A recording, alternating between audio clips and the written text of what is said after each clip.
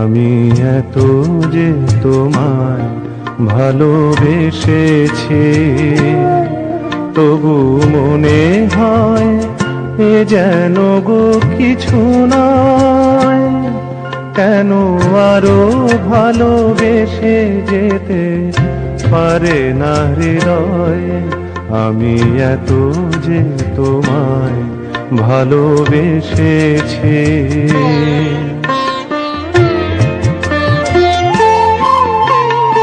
তোমার কাজল চোখে যে গভীর ছায়া কেঁপে ওঠে, ও